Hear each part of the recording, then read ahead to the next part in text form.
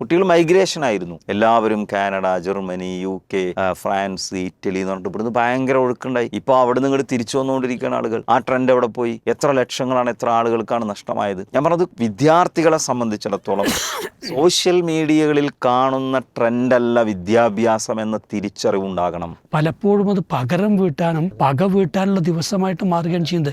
ഗ്യാങ്ങുകളായിട്ട് തിരിഞ്ഞെന്ത് ചെയ്യും അവരിപ്പോൾ, ഞാൻ നേരിട്ട് കണ്ടിട്ടുള്ള കാര്യങ്ങളാണത്. ഗ്യാങ്ങുകളായി തിരിഞ്ഞിട്ട് ഏറ്റുമുട്ടുന്ന അവസ്ഥ. കാരണം ഇനി ഇത് തീർക്കാൻ അവസരമില്ല.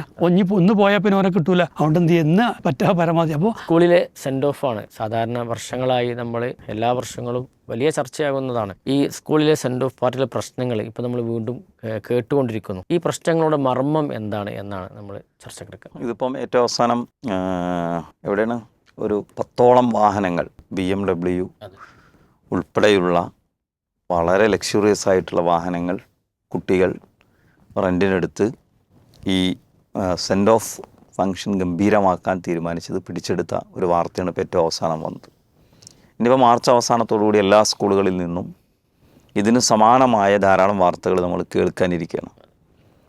അതിൽ വാഹനങ്ങൾ കൊണ്ടുവരുന്നുണ്ടാവും, അടിപിടികളുണ്ടാവും, പ്രതികാരം പകവീട്ടലുണ്ടാവും, ഒരുപാട് ഇഷ്യൂസ് ഉണ്ടാവും. കഴിഞ്ഞ വർഷം പ്രശ്നങ്ങളില്ലാതിരിക്കാൻ ഗവൺമെൻറ് സർക്കുലർ ഇറക്കിയത് രക്ഷിതാക്കൾ വന്ന് കുട്ടികളെ സ്കൂളിൽ വന്ന് കൂട്ടിക്കൊണ്ടുപോകണം എന്നാണ്. ഓരോ രക്ഷിതാവും സ്കൂളിൽ വന്ന് കുട്ടികളെ കൂട്ടിക്കൊണ്ടുപോകണം. എല്ലാ സ്കൂളിൻ്റെ പരിസരങ്ങളിലും പോലീസിൻ്റെ കാവലും ഉണ്ടായിരുന്നു. അതായത് നമ്മൾ ശരിക്കും ഇതിനൊന്ന് ഗൗരവത്തിൽ ചിന്തിക്കുകയാണെങ്കിൽ നമുക്ക് സംഭവിച്ചൊരു ഭയങ്കരമായ അപജയമാണിത്. നമ്മുടെ പുതിയ തലമുറക്ക്, വിദ്യാർത്ഥി സമൂഹത്തിന് സംഭവിച്ച വലിയ അപജയമാണിത്. അപ്പോൾ ഈ കുട്ടികൾ വാഹനങ്ങൾ വാടകയ്ക്ക് എടുക്കുമ്പോൾ സെൻഡ് ഓഫിനോടനുബന്ധിച്ച് വലിയ രൂപത്തിൽ പൈസ ചെലവഴിക്കുന്ന തരത്തിലുള്ള ഡ്രസ് കോഡുകളും മറ്റു ആഘോഷ സംവിധാനങ്ങളൊക്കെ സെൻഡ് ഓഫ് ഉൾപ്പെടെയുള്ള മറ്റു പല ഫംഗ്ഷനാണെങ്കിലും കുട്ടികൾക്ക് എവിടെ നിന്നാണ് ഇതിന് പണം കിട്ടുന്നതെന്ന് ചോദിച്ചാൽ അത് കൊടുക്കുന്നത് രക്ഷിതാക്കളാണ്. അപ്പോൾ നമ്മൾ മർമ്മങ്ങളെ അന്വേഷിക്കുമ്പോൾ ഒന്നാമത്തെ സംഗതി മോശം പാരൻറ്റിങ് എന്നതായിരിക്കും അതിൻ്റെ ഒരു ഉത്തരം. ഒന്നാമത്തെ പ്രതി അത് രക്ഷിതാക്കളെ നമ്മൾ പ്രതികളെന്ന് വിളിക്കുകയല്ല, മറിച്ച് ഇതിലൊന്നും പങ്കെടുക്കാത്ത കുറേയധികം കുട്ടികളുണ്ട്. അപ്പോൾ നമുക്കൊക്കെ ഒരു അനുഭവം വെച്ച് നോക്കുകയാണെങ്കിൽ ഒരു 30-35% ആളുകളാണ് മാക്സിമം ഇത്തരം കാര്യങ്ങളിലൊക്കെ എൻഗേജ് ചെയ്യുന്നത്. ഏത് തരത്തിലുള്ള ആഘോഷങ്ങളാണെങ്കിലും അതിരുവിട്ട പിന്നെ ഈ തരത്തിലുള്ള പ്രകടനങ്ങളാണെങ്കിലും അതിലൊക്കെ ഉള്ളത് ഒരു 30-35% കുട്ടികൾ. അതിലേറെ കുട്ടികൾ ഇതിൽ നിന്നെല്ലാം വിട്ടു നിൽക്കുന്നു, വരുന്നു, പഠിക്കുന്നു, വീടുകളിലേക്ക് തിരിച്ചു പോകുന്നു. എന്ന് പറഞ്ഞാൽ രക്ഷിതാക്കൾ പറഞ്ഞതനുസരിക്കുന്ന, രക്ഷിതാക്കളുടെ നിയന്ത്രണത്തിലുള്ള, അധ്യാപകരെ അവരുടെ നിർദ്ദേശങ്ങളെ മാനിക്കുന്ന നല്ലൊരു ശതമാനം കുട്ടികൾ ഇവിടെയുണ്ട്. രക്ഷിതാക്കൾ എന്തുകൊണ്ട് ഇവർക്ക് പണം കൊടുക്കുന്നു? അത് കുട്ടികളെ ഭയമാണ്.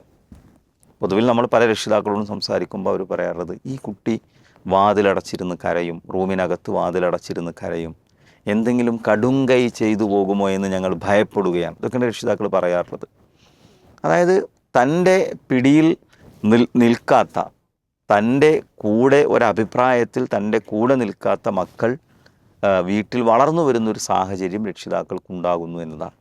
അപ്പോൾ ഇത് ശരിക്കും വളരെ ചെറുപ്പം മുതൽ കുട്ടികളെ ഞാൻ നേരത്തെ രക്ഷിതാക്കളുടെ കാര്യം പറഞ്ഞതുപോലെ എല്ലാവർക്കും ഒന്നും ഇതറിയില്ല, എല്ലാവർക്കും ഇത് അറിയാൻ സാധിച്ചോളണമെന്നില്ല. പക്ഷേ കുട്ടികൾക്ക് ഭക്ഷണം കൊടുക്കുകയും വസ്ത്രം കൊടുക്കുകയും ചെയ്യുന്നതിലുപരിയായി അവർക്ക് ഒരു മികച്ച വ്യക്തിത്വം രൂപീകരിക്കുന്നതിൽ, ഒരു നല്ല മനുഷ്യനായി വളരണം, ചിലത് അനുസരിക്കേണ്ടതും ചില കാര്യങ്ങൾ നിയന്ത്രിക്കപ്പെടേണ്ടതുമുണ്ട് എന്നൊരു ബോധമുണ്ടാകണം. അതുപോലെ തന്നെ ഈ പൗരബോധം എന്നൊക്കെ നമ്മൾ പറയാറുണ്ട്, ആ ടൈപ്പ് കുറച്ച് കാര്യങ്ങൾ കുട്ടികളുടെ വ്യക്തിത്വത്തിൽ ഉണ്ടാകണമെന്ന ചിന്തയോടുകൂടി രക്ഷിതാക്കൾ കുട്ടികളെ വളർത്തുമ്പോൾ കുറേ കാര്യങ്ങൾ ഇതിൽ അവരുടെ നിയന്ത്രണത്തിൽ നിൽക്കും. ഈ പറയുന്ന പ്രശ്നങ്ങളെ നമുക്ക് ഒഴിവാക്കാൻ സാധിക്കും. രണ്ടാമത്തെ ഒരു സംഗതി എന്ന് പറയുന്നത്, സ്കൂളുകളിൽ നിന്ന് കുട്ടികൾക്ക് എന്ത് കിട്ടുന്നു? ഞാൻ ഈ പറയുന്ന വ്യക്തിത്വ രൂപീകരണവുമായി ബന്ധപ്പെട്ട് എന്താണ് കുട്ടികൾക്ക് ലഭിക്കുന്നത് എന്ന് ചോദിച്ചാൽ, അത് അത്തരം ചർച്ചകൾ കലാലയങ്ങളിൽ, വിദ്യാലയങ്ങളിൽ ഉണ്ടാകുന്നില്ല എന്ന് തന്നെ നമുക്ക് വേണമെങ്കിൽ പറയാം. ഇവിടെ ഒന്നുകിൽ പാഠങ്ങൾ തീർക്കണം, പരീക്ഷയെ നേരിടണം, പരീക്ഷയിലെ റിസൾട്ട് അനലൈസ് ചെയ്യണം, അതിലെ പ്രശ്നങ്ങൾ പരിഹരിക്കണം, അതിനിടയിൽ ഒരു പലതരത്തിലുള്ള പിന്നെ പോർട്ടലുകളുണ്ട്. ആ പോർട്ടലുകൾ അധ്യാപകർ മെയിൻറ്റെയിൻ ചെയ്യണം, അതിൻ്റെ ഡാറ്റ മാനേജ് ചെയ്യണം. പലതരത്തിലുള്ള സ്കോളർഷിപ്പുകളുണ്ട്. വിവിധ ഏജൻസികൾ കുട്ടികൾക്ക് വേണ്ടി നടത്തുന്ന ക്വിസ് മത്സരങ്ങളുണ്ട്, പരീക്ഷകളുണ്ട്, പരിപാടികളുണ്ട്. ഇതിനിടയിൽ ഇതിനൊന്നും അധ്യാപകർക്ക് സമയവുമില്ല. അധ്യാപകർക്ക് അങ്ങനെ കുട്ടികളെ ആ നിലയ്ക്ക് അവരുടെ വ്യക്തിത്വത്തിൽ ഇടപെടാനുള്ള ഏതെങ്കിലും തരത്തിലുള്ള സിസ്റ്റവും ഇവിടെ ഇല്ല. ഇതൊരു വലിയ പ്രശ്നമാണ്. ഇപ്പോൾ പുതിയൊരു സോഷ്യൽ മീഡിയയുമായി ബന്ധപ്പെട്ട് ഇൻ്റർനെറ്റ് പ്ലാറ്റ്ഫോമുകളുടെ കുട്ടികളുടെ വ്യാപകമായ ഉപയോഗവുമായി ബന്ധപ്പെട്ട് നമ്മൾ പറയാറുണ്ട്, എന്താണ് കുട്ടികളുടെ സ്വഭാവമാറ്റത്തിൻ്റെ കാരണം? അവർ ഇൻസ്റ്റൻറ്റ് ഗ്രാറ്റിഫിക്കേഷനെ കുറിച്ച് നമ്മൾ സംസാരിക്കാറുണ്ട്. അതല്ലെങ്കിൽ കുട്ടികൾ ഈ നിരന്തരമായിട്ടുള്ള അവരിൽ സംഭവിച്ചുകൊണ്ടിരിക്കുന്ന ഈ ഹൈപ്പർ ആക്ടിവിറ്റിയെക്കുറിച്ച് പൊതുവിൽ ആളുകൾ പറയാറുണ്ട്. ഇതൊക്കെ ഇതേ അർത്ഥത്തിൽ മനസ്സിലായിട്ടുള്ള, ഇങ്ങനെയൊക്കെ കുട്ടികളുടെ മാനസിക തലത്തിൽ മാറ്റങ്ങൾ ഉണ്ടാകുന്നു എന്ന് ചിന്തിക്കുന്ന എത്ര അധ്യാപകർ നമ്മുടെ സമൂഹത്തിലുണ്ടാകും, നമ്മുടെ വിദ്യാലയങ്ങളിലുണ്ടാകും. അത് ഏതെങ്കിലും ഒരു അധ്യാപക വിദ്യാഭ്യാസ കാലത്ത് പഠിച്ചെടുത്ത മനഃശാസ്ത്ര പഠനങ്ങൾക്കപ്പുറമുള്ള, അതുമായി ബന്ധപ്പെട്ട ഏതെങ്കിലും കുറച്ച് തിയറികളോ അതിൻ്റെ കാര്യങ്ങളോ ഒക്കെ പഠിച്ചതിനപ്പുറമുള്ള, ഓരോ സമയവും ഓരോ മാസവും ഓരോ ആഴ്ചയും എന്നതുപോലെ പുതിയ സാഹചര്യങ്ങൾക്കനുസരിച്ച് കുട്ടികളുടെ വ്യക്തിത്വത്തിലും മെൻ്റൽ സ്റ്റേറ്റിലും വലിയ തരത്തിലുള്ള മാറ്റങ്ങൾ ഉണ്ടാകുന്നുണ്ട്. ഇതൊക്കെ യഥാസമയം അധ്യാപകർക്ക് പരിശീലനങ്ങൾ നൽകി ആ പരിശീലനങ്ങളുടെ അടിസ്ഥാനത്തിൽ കുട്ടികളെ നിരീക്ഷിച്ച് അവരുടെ വ്യക്തിത്വം എങ്ങനെയാകണമെന്ന് രൂപപ്പെടുത്തി, അത് 1-ാം ക്ലാസ് മുതലോ പ്രീ പ്രൈമറി മുതലോ ഒക്കെ തുടങ്ങേണ്ട ഒരു പ്രക്രിയയാണ്. പക്ഷെ അത് ഒരു പൂർണ്ണാർത്ഥത്തിൽ ഇവിടെ നടക്കുന്നുണ്ടോ? കുട്ടികൾ സ്കൂളിലെ ഉപകരണങ്ങൾ നശിപ്പിക്കുന്നതുമായി ബന്ധപ്പെട്ട് ഞാൻ ഒരിക്കൽ എൻ്റെ ഒരു സുഹൃത്തിനോട് ഇങ്ങനെ സംസാരിച്ച് പറഞ്ഞു, കുട്ടികൾക്ക് ഇങ്ങനത്തെ പൊതുമുതലിനോടുള്ള ഒരു സമീപനം എന്തായിരിക്കണം? അത് നമ്മുടെ പാഠ്യപദ്ധതിക്കകത്ത് എത്ര ഗൗരവത്തിൽ വരുന്നുണ്ട്? അപ്പോൾ അദ്ദേഹം പറഞ്ഞത്, പാഠപുസ്തകങ്ങൾ നിർമ്മിക്കുന്നിടത്ത് ഇതൊക്കെ വലിയ ചർച്ചകൾ വരും. ഇത് ഫ്രെയിം രൂപപ്പെടുത്തുന്നിടത്ത്, കരിക്കുലം ഫ്രെയിം രൂപപ്പെടുത്തുന്നിടത്ത് ഇതുണ്ടാകും. പക്ഷേ അതൊരു വരിയിലോ ഒരു വാചകത്തിലോ ഒരു വർഷത്തെ പാഠപുസ്തകത്തിലെ ഒരു ആക്ടിവിറ്റിയിലോ ഒതുങ്ങി നിൽക്കും. ആ ആക്ടിവിറ്റി തന്നെ അതിൻ്റെ ലക്ഷ്യത്തിലെത്തുന്ന തരത്തിൽ കുട്ടികളിലേക്ക് വിനിമയം ചെയ്യുന്ന ഒരു സംഗതി ക്ലാസ് മുറിക്കകത്ത് നടക്കുന്നില്ല. ഞാൻ പറയുന്നത്, പാരൻറ്റിങ് ഒരു പ്രശ്നമാണ്. കുട്ടികളെ പിന്നീട് ഏറ്റവും കൂടുതൽ മാനേജ് ചെയ്യുന്ന അധ്യാപകരുടെ ഇതുമായി ബന്ധപ്പെട്ട അവരുടെ സമയക്കുറവും അവർക്കിതിനെക്കുറിച്ച് അവബോധമില്ലാത്തതും ഒരു പ്രശ്നമാണ്. നമ്മുടെ കുട്ടികളുടെ പാഠ്യപദ്ധതിക്കകത്ത് ബോധപൂർവം ഈ നിലക്ക് ഒരു വിവരയന്ത്രത്തെ ഉൽപ്പാദിപ്പിക്കുക എന്നതിനപ്പുറം ഈ നിലക്ക് കുട്ടികളെ വളർത്തിയെടുക്കാനുള്ള ഈ എത്ര കണ്ട് അതിനകത്ത് കണ്ടൻ്റ് ഉണ്ട് എന്ന് ചോദിച്ചാൽ അതും ഒരു പ്രശ്നമാണ്. അതോടൊപ്പം തന്നെ നമ്മുടെ നയങ്ങളും അതെ, കുട്ടികളുടെ ഒരു സ്വാതന്ത്ര്യത്തെക്കുറിച്ച് കൂടുതൽ സംസാരിക്കുകയും കുട്ടികളുടെ അവകാശങ്ങളെക്കുറിച്ച് കൂടുതൽ സംസാരിക്കുകയും കുട്ടികളുടെ പൗരന്മാരുടെ കടമകളെക്കുറിച്ച് കുട്ടികളോട് സംസാരിക്കാതിരിക്കുകയും ചെയ്യുമ്പോൾ അവർ സ്വാഭാവികമായും കടമകൾ മറന്നു പോകുന്നു, ഉത്തരവാദിത്തങ്ങൾ മറന്നു പോകുന്നു, അവർക്കതിനെക്കുറിച്ച് അറിയില്ല. അവർക്ക് ആസ്വാദനം ഉണ്ടാകുന്നതെന്തോ അതെല്ലാം അവരുടെ സ്വാതന്ത്ര്യമായി വിശ്വസിച്ച് ആ സ്വാതന്ത്ര്യത്തിന് വേണ്ടി മുറവിളി കൂട്ടുന്നു. ആ സ്വാതന്ത്ര്യം ഉപയോഗപ്പെടുത്താൻ പറ്റാവുന്നിടത്തെല്ലാം അവരത് ഉപയോഗപ്പെടുത്തുന്നു. ഇതിനെല്ലാം എല്ലാ വാതിലുകളും തുറന്നിട്ട് കൊടുത്ത് അവസാനം സ്കൂൾ അടക്കുന്ന സമയത്തുണ്ടാകുന്ന പ്രശ്നങ്ങളെ നിയന്ത്രിക്കാൻ പോലീസിനെ ഏൽപ്പിക്കുന്ന വളരെ തെറ്റായ ഒരു രീതിയാണ് ഇവിടങ്ങളിലെല്ലാം ഇപ്പോൾ നടക്കുന്നത്. അതുകൊണ്ട് അവസാനതൊക്കെ നിയന്ത്രിക്കാൻ പോലീസിനെ ഏൽപ്പിക്കുക, അതുവരെ കുട്ടികൾക്കുള്ളതെല്ലാം തുറന്നു കൊടുക്കുക. കുട്ടിക്ക് അവൻ്റെ ഹെയർ സ്റ്റൈലിൽ അധ്യാപകൻ ഇടപെടാൻ പാടില്ല, സ്കൂൾ ഇടപെടാൻ പാടില്ല, രക്ഷിതാവ് ഇടപെടാൻ പാടില്ല. എല്ലായിടത്തും ഒരു കോഡ് ഓഫ് കണ്ടക്റ്റ് ഉണ്ടാവും. എല്ലായിടത്തും ഒരു പെരുമാറ്റച്ചട്ടമുണ്ട്. പോലീസിലുണ്ട്, ആർമിയിലുണ്ട്, ഓഫീസുകളിലുണ്ട്. അത് വിദ്യാഭ്യാസ സ്ഥാപനങ്ങളിൽ കുട്ടികൾക്ക് മാത്രം പാടില്ല. ഞാൻ പറഞ്ഞത് മാത്രം. ഇങ്ങനത്തെ എല്ലാ കാര്യങ്ങളും തുറന്നു കൊടുക്കും. അവസാനം പിന്നെ പോലീസിനെ ഏൽപ്പിക്കുന്ന വളരെ തെറ്റായ രീതിയാണ് ഇവിടെ നിലനിൽക്കുന്നത്. കുട്ടികളെയും സംബന്ധിച്ചിടത്തോളം നമ്മൾ നേരത്തെ സിവിൽ സർവീസും ഇവിടെ ഡിസ്കസ് ചെയ്തു. ഇതൊക്കെ വളരെ സീരിയസ് ആയി വിദ്യാഭ്യാസത്തെ കുട്ടികൾ കാണണം. വളരെ അപകടകരമായ കുറേ ട്രെൻഡുകൾ ഇവിടെ നിലനിൽക്കുന്നുണ്ട്.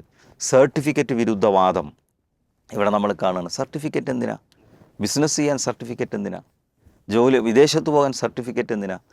അങ്ങനെ നമ്മൾ ഓൺലൈനായിട്ടൊക്കെ പഠിച്ചാൽ മതി. റെഗുലർ വിദ്യാഭ്യാസമൊക്കെ വെറുതെ സമയം നഷ്ടപ്പെടുത്തുകയാണ്. ഇതൊക്കെ വളരെ തെറ്റായ ട്രെൻഡുകളാണ്. നമ്മൾ കുട്ടികൾ ഇതിലൊക്കെ വീണു പോവുകയാണ്. വിദേശ പഠനം എന്നൊരു ട്രെൻഡ് ഉണ്ടായിരുന്നു. ഇപ്പം നമ്മൾ പുതിയൊരു എന്താണ് വാക്ക് കേൾക്കുന്നതാണ് ഡീമൈഗ്രേഷൻ അല്ലേ? അങ്ങനത്തെ ഒരു വാചകം കേൾക്കുകയാണ്.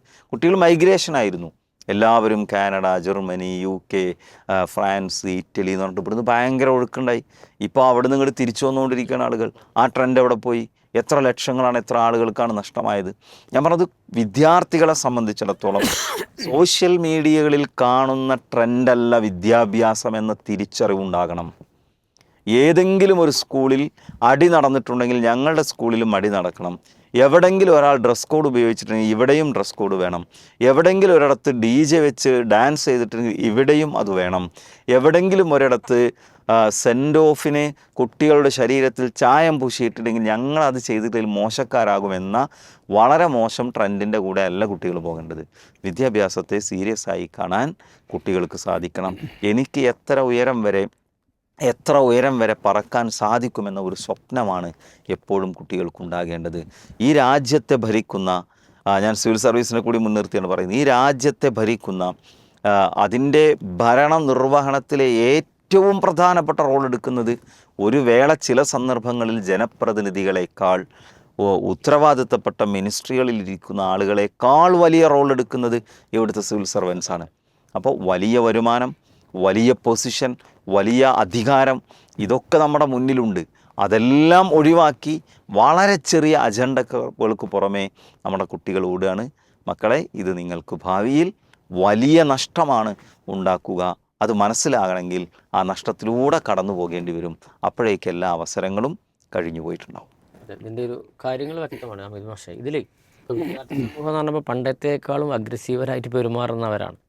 അപ്പോൾ ഈ കുട്ടികൾ ഇങ്ങനെ ഈ സാഹചര്യം, ഇപ്പോൾ ഇങ്ങനെ സെൻഡ് ഓഫ് എടുക്കുന്ന ഇങ്ങനത്തെ സാഹചര്യം, ഇപ്പോൾ ഈ പറഞ്ഞ ഈ വിഷയങ്ങളെല്ലാം തന്നെ, ഇപ്പോൾ എനിക്ക് തന്നെ ഒരു അനുഭവം ഉണ്ട്, ഒരു പിതാവിനെതിരെ കേസ് കൊടുത്ത ഒരു മകനെക്കുറിച്ച്.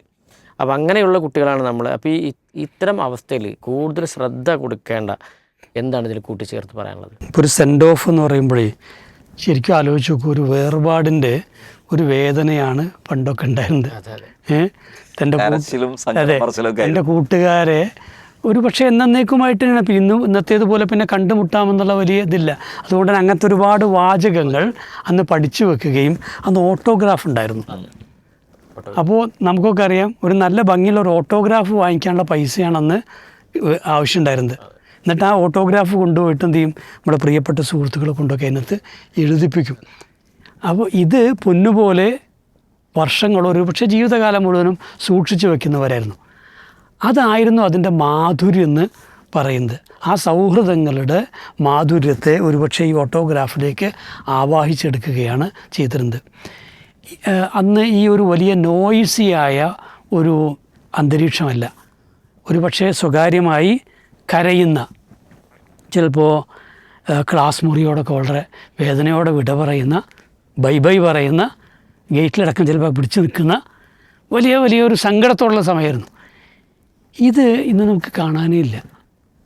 അതിൻ്റെ ഒരു റൊമാൻസ് ഉണ്ടല്ലോ, ആ ഒരു ഭംഗി, ഇത് ശരിക്കും കുട്ടികൾക്ക് ആസ്വദിക്കാൻ പോലും കഴിയാത്ത അവസ്ഥ വന്നിട്ടുണ്ട്. രണ്ടെന്താ വെച്ചാൽ, ഇന്ന് അധ്യാപകരും ഈ മാതാപിതാക്കൾ പോലും കുറച്ച് ആ ദിവസം അവർക്ക് സ്വാതന്ത്ര്യം കൊടുക്കണം എന്ന രൂപത്തിലാണ് ചിന്തിക്കുന്നത്.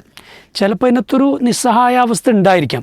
പക്ഷെ കുറേ വാദങ്ങളുണ്ട്. അപ്പം ഞാൻ തന്നെ പലപ്പോഴും സംസാരിക്കുമ്പോൾ കേട്ടിട്ടുണ്ട്, ഒന്ന് ജീവിതത്തിൽ ഒറ്റ ദിവസമല്ലേ അല്ലേ, അപ്പം ആ ഒരു ദിവസം നമ്മളിവരെ ഭയങ്കരമായിട്ട് തടഞ്ഞ് കെട്ടിവെക്കണം. അന്ന് ഒരു കുറച്ച് സ്വാതന്ത്ര്യം അനുഭവിച്ചോട്ടെ. എത്രയെന്നുള്ളതിനെന്തില്ല, ഓർക്കും കണക്കൊന്നും അറിയില്ല.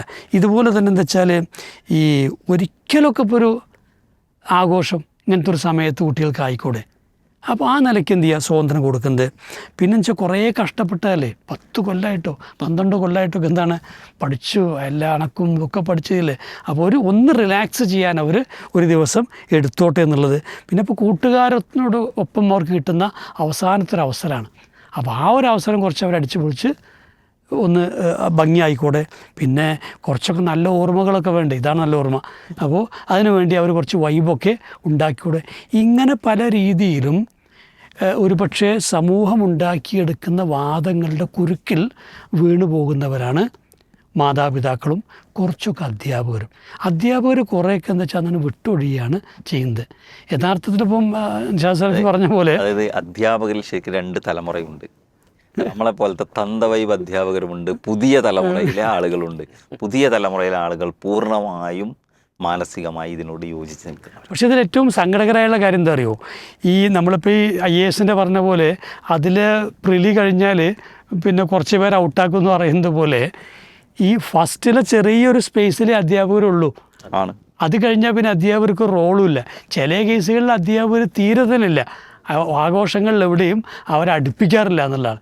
അപ്പോൾ പണ്ടത്തെ നമുക്കറിയാം, അതിൽ ഏറ്റവും പ്രധാനപ്പെട്ട ചടങ്ങ് എന്താണ്? ആ കൂടിയിരുന്ന് പരസ്പരം പങ്കുവയ്ക്കുന്ന ഓർമ്മകളാണ്. ഒരുപക്ഷെ അധ്യാപകൻ നൽകുന്ന ചില ഉപദേശങ്ങളുണ്ടായിരിക്കാം. കുറച്ചൊക്കെ കുട്ടികൾ എന്താണ് ഏറ്റുപറയുന്ന കാര്യങ്ങളുണ്ടാവും, മാപ്പ് പറയുന്നുണ്ടാവും.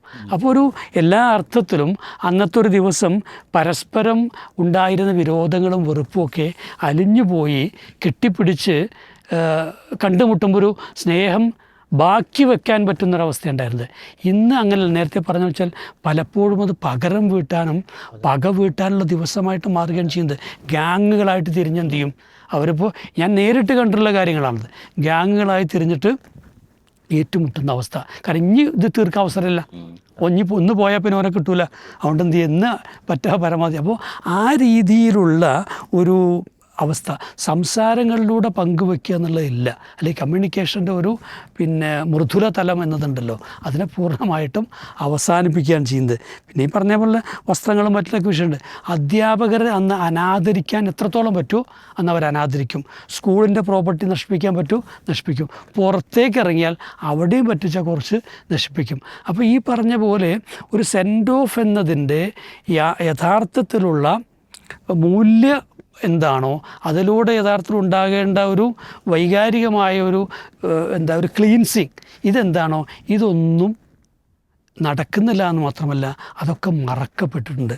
അതുകൊണ്ട് തന്നെ എന്താ വെച്ചാൽ യൂണിഫോം കീറിയെറിയുക, അതിൽ കംപ്ലീറ്റ് ചായം ഒഴിക്കുക, സ്വല്പം ലഹരി ചിലപ്പോൾ ഉണ്ടാകാം. പിന്നെ ഈ പറഞ്ഞ വാഹനങ്ങളൊക്കെ. എന്തായാലും കഴിഞ്ഞ വർഷം തീർച്ചയായിട്ടും നമ്മുടെ മിനിസ്റ്റർ നല്ല ഒരു സ്റ്റാൻഡ് എടുത്തിരുന്നു.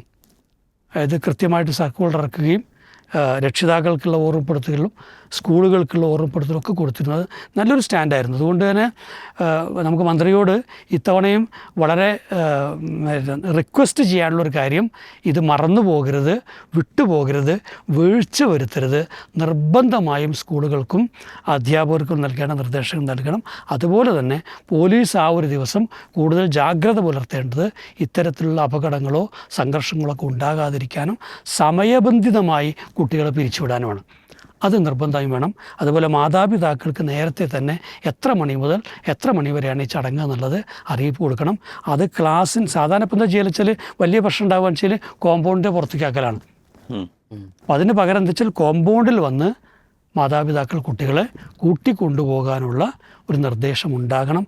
അതൊക്കെ ആണെങ്കിൽ വെച്ചാൽ നമുക്കിതിനെ തിരിച്ചു കൊണ്ടുവരാൻ പറ്റും. ഈ പറയുന്നൊരു മര്യാദയുള്ള ക്യാമ്പസ്, മനുഷ്യത്വമുള്ളൊരു ക്യാമ്പസ്, പെരുമാറ്റങ്ങളുടെ ഒരു ചേതോഹാരമായ അവസ്ഥ ഉണ്ടാകുന്ന ലക്ഷ്യബോധമുള്ളൊരു ക്യാമ്പസ് നമുക്ക് ഉണ്ടാക്കാൻ പറ്റും. അപ്പോൾ അതുകൊണ്ട് തന്നെ അത് കൂട്ടായി നടത്താവുന്നൊരു കാര്യമാണ്. പ്രത്യേകിച്ചും അതിനകത്ത് ഏറ്റവും നല്ല സ്റ്റാൻഡ് എടുക്കാൻ പറ്റുക സർക്കാരിനാണ്, പിന്നെ മാതാപിതാക്കൾക്കാണ്. അവർ രണ്ടുപേരും അവരുടെ ഒരു ഉത്തരവാദിത്വം മറന്നു പോകാതിരിക്കുകയാണെങ്കിൽ നമുക്കെന്തായാലും ഈ ക്യാമ്പസിൽ പലതും തിരിച്ചു പിടിക്കാൻ പറ്റും. കുട്ടികൾ അതനുസരിച്ച് ഇണങ്ങും, വഴങ്ങും, മാറുകയും ചെയ്യും. അല്ലാതെ അവർ ഏതോ ഹിമാലയത്തിലേക്ക് പോയിക്കണോ ഇനി അവരെ തിരിച്ചു കൊണ്ടുവരാൻ പറ്റില്ല എന്ന രൂപത്തിലുള്ള ചിന്ത തന്നെ ശരിക്കും പറഞ്ഞു കഴിഞ്ഞാൽ ബുദ്ധിശൂന്യമാണ്. അതുകൊണ്ട് തിരിച്ചു പിടിക്കാൻ പറ്റുന്ന ഒന്നാണ് ഇപ്പോഴും ക്യാമ്പസുകൾ. തിരിച്ചു പിടിക്കാൻ വേണ്ട ബോധപൂർവമുള്ള ശ്രമങ്ങൾ ഉണ്ടാവുകയാണ് വേണ്ടത്. തീർച്ചയായിട്ടും സമാധാനം പുലരട്ടെ, മക്കളെ നല്ല രൂപത്തിൽ വളർത്തിക്കൊണ്ടുവരാൻ രക്ഷിതാക്കൾക്കും സാധിക്കട്ടെ എന്ന് നമുക്ക് പ്രതീക്ഷിക്കാം. വിസ്ഡം സ്പോട്ട്ലൈറ്റ് ഇവിടെ ഇന്നത്തെ എപ്പിസോഡ് ഇവിടെ അവസാനിക്കുന്നു. അടുത്ത തിങ്കളാഴ്ച വീണ്ടും കാണാം ഇൻഷാ അല്ലാഹ്. വാഹ് ദഅ്വാന അൽഹംദുലില്ലാഹി റബ്ബിൽ ആലമീൻ. അസ്സലാമു അലൈക്കും വറഹ്മത്തുള്ളാഹി വബറകാതുഹു.